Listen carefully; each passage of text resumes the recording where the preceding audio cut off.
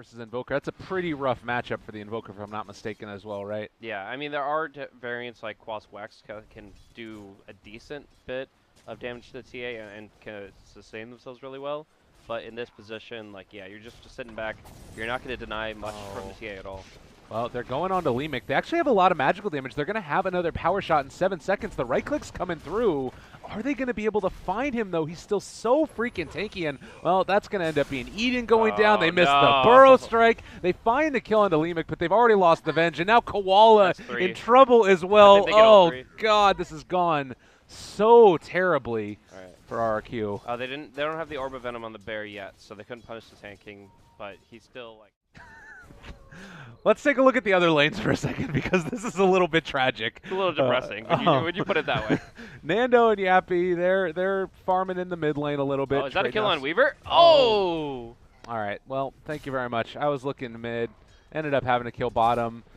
Things are not going well right now. As he's trying to Shikuchi away under tower, just pretty much the last second, it comes off cooldown. God, Zephyr, he's going to get right-clicked as well. He is dead, 5-1. RRQ, where did it all go wrong? Well, from minute 1, I would say that they are already in a really tough spot in terms of their draft. Health early here is trying to sustain against that kind of self-harassment, but meantime we have a rotation on mid here, and it should be a pickup on the Invoker. Stampede at 5 minutes, gonna pull him back in with that telekinesis. Right click's coming through in the Sunstrike, not going to really do all that much. Nando surviving through it. Leemic is gonna end up falling, but they might be able to bring down Eden as well. Well, maybe not. Burrow strike Nando, he ends up falling, so they take down 2. It's something going well for RRQ. So that's the overconfidence factor. He had the regeneration rune on the Templar Assassin. He tried to get the maximum value out of it by just putting himself out there, and in the end, he just gets stunned under tower. You can see that coming a decent distance away, and Rubik's actually going to be picked up by the Sunstrike here. So nice little grab there for the Invoker, and put himself on the board for sure. All right, well, after the little bit of the tragic maze, and now RRQ actually going to make a rotation over. They're going to try and pressure, and this might be able to bear fruit. Yeah, they've got a lot of movement speed here on Zephyr, but there's going to be a Stampede away from DJ. No, doesn't pop the Stampede. Sunstrike down as well. They end up comboing together. DJ is actually just going to be able to walk away, though, for the moment. Kel'Thuzad diving deep, wants to find it, misses the hoof stomp, and there's the time lapse back. So they are going to be okay, and DJ just a little bit over. Actually, he already took a double stack from the other Ancient Camp, now getting a triple here. So him stacking and his support stacking has been very proactive, but now they're going to be able to get this kill on Rubik's mid. Yeah, nice little movement out. Sunstrike to follow, and Yappy continuing to build that advantage that he's had. And I guess that's something else that we could talk about, alacrity onto win range. Out is the big key here. There's just too much movement speed on this here. Rabbit plus phase boots, and he, as long as he sees the enemy, he's perfectly fine. So it's actually going to be now the Federal Spirits is in trouble. One root, and he's dead. Oh, my goodness gracious. Nope, doesn't even need it. Yeah, it's kind of sad. And also able to take the... Campbell's back on Roshan, like, oh, I have the level 1 Wave of Terror. Now we can do the big boss, man. I think they had the tools at their disposal already. It's just about timing, how long it takes them. Leemic, well, he goes down, but they're able to take one in return. Nice shackle shot onto Nando in some trouble. They magic missile up that Wind Ranger, trying to run away with the Stampede, but the damage is going to be too significant. They go in for the double edge. Eden is going to get the wand charge off, and now the Ice Wall as well. Execration, what have you done?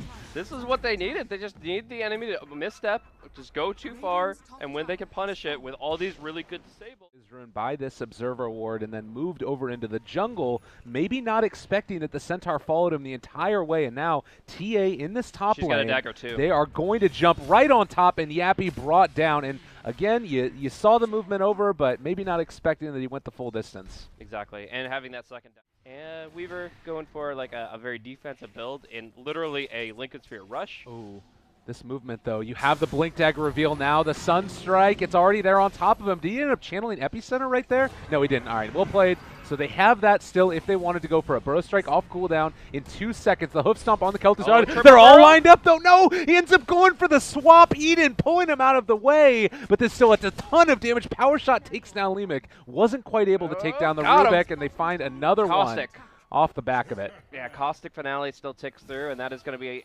3 kills with the unveiling of that Blink Dagger. Just a Lone Druid alone would be an amazing pickup. Redeem yourself, man. They're moving in towards Roche. They are going to back out now, realizing they can't really take it. Also, Rubik, Stolen Shackle Shot. Okay. Huge spell to get combo together, particularly with some solid initiation already from DJ. The Force Staff to keep him alive for the moment. Epicenter comes out. He misses the Burrow Strike. They were all right in front of you. How do you do that? And now the Shackle onto 2 to secure the retreat. Oh, no. The game is hard, man. What? I don't know the Indonesian pick, never to be honest. seen that. But we see the Weaver getting locked down really hardcore. Going to be dropping down the Weaver and the Rubik at the same time, but Execration the ones to take the Roshan on the back of it. You look at it, it's still been a little bit of a rocky road, and now you have a BKB completed on the TA. Oh, that might actually be tragic. Invoker, nice blink out of there, realizing the Ogre and the Rubik were in the area. Kel'Thuzad, they spot out a couple. Bro Strike a little bit there onto DJ. Trying to get away. Eden force-staffed away as well. The Shackle onto Lemic, but they're onto Yappy. That's so much damage from Nando, and, well, slowed in the ice wall, but maybe another chance at an opening here. He does have Epicenter as well as Burrow Strike available. Nando gets the Refraction Charge up. The huge stomp, though. The turnaround. They end up exploding everybody, but there's the win run. The Epicenter is not quite in time, nor enough damage, but they have been able to bring down the Lone Druid off the back of it. Nando now slowing up Koala, but they are not going to chase any further forward. Oh, it was close. It was close to being glorious.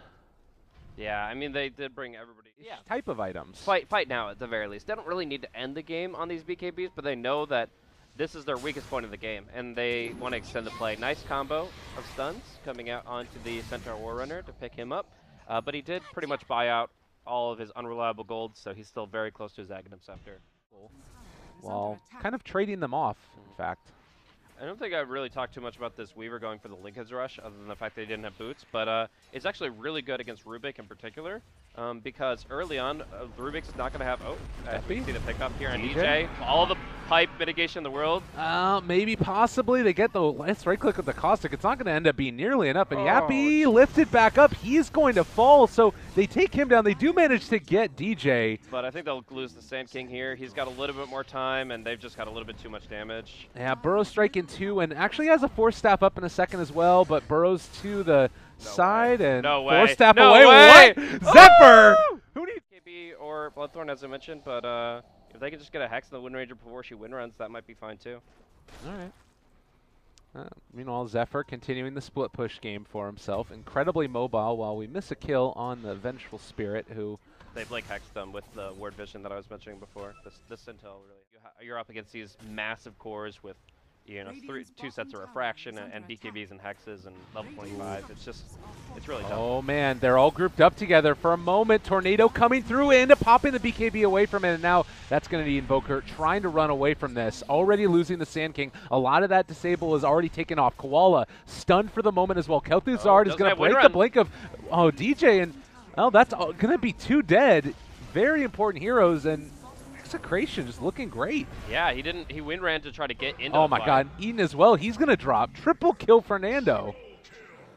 Yeah, very just crisp, easy, clean execution, and just RQ scrambling to try to respond. They need a perfect fight. They can't just be like we got picked off, let's try to do something about it. That's not the fight they're looking for. They're looking for one big swing like we saw in the mid lane before. And now they lift back onto the Invoker as well. In trouble. Burrow Strike is going to be there. Zephyr making the plays, and DJ tries to go in for the stomp, a little bit off the mark, but found Kel'Thuzad nonetheless. A long-range Burrow Strike would be great to try and turn this back around. There's the Deafening Blast, the disarm for Nando. Can they do it? Burrow Strike comes in from Zephyr in the clutch, and Gabby now trying to run him down after the Savage Roar. Nando is back after that Aegis expired. They got the buyback from the Invoker, though. That's the big thing. Yabby going in. Tornado, EMP coming out onto the Ogre. Should be dropping very quickly, but can the Sand King pick up more? Isn't able to find the Burrow Strike into the trees despite the Aghanim Scepter. Oh, they got him. Cold Snap. They got him. Gabby got caught. Well played. They were just barely able to get the vision. The Savage Roar comes out, but Gabby is dead. That's the pickup they needed. They definitely needed more out of that buyback than just the Invoker, just the Ogre, but they do pick up the Lone Druid on top of that.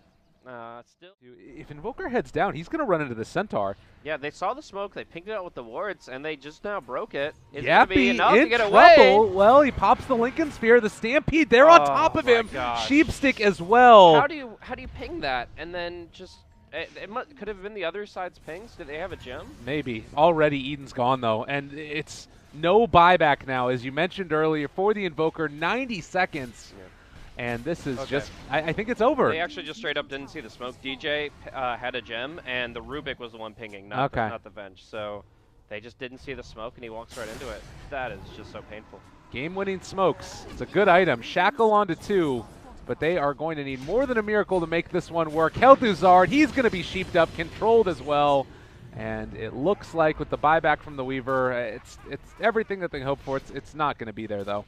Even with backdoor production here, it looks like it's still going to be going down. He does not get shackled. That's going to be a stun coming out. Wind Ranger and her Wind Run is running out. And the MKB of the Lone Druid just doesn't care anyways. Yep. And they are, I mean, if they want to, they can just go for tier 4s at this point. Backdoor protection's off. They know that there's no buyback for the Invoker. Not sure about the Wind Ranger, but they're going to play it safe. Eyes on the prize. Melee barracks going down across the board. Well, they got the bear at a buyback penalty, but we do see that it is going to be 2 full lanes of Rax gone, and Sand King forced into his last-ditch position. Tries to beat. God. He actually just gives the burrow strike to Rubik. Just have some fun. 5-5-9-3. We're done, Zo. GG. Well played. Go next. All right. RRQ, it looked good for a little while. There were moments. There were points in time. It did shape up towards the mid-game. I will definitely admit that it looked rocky from the start. They got their head back in the game, and unfortunately Execration just were able to play their draft to a T. So they took advantage of the early moment.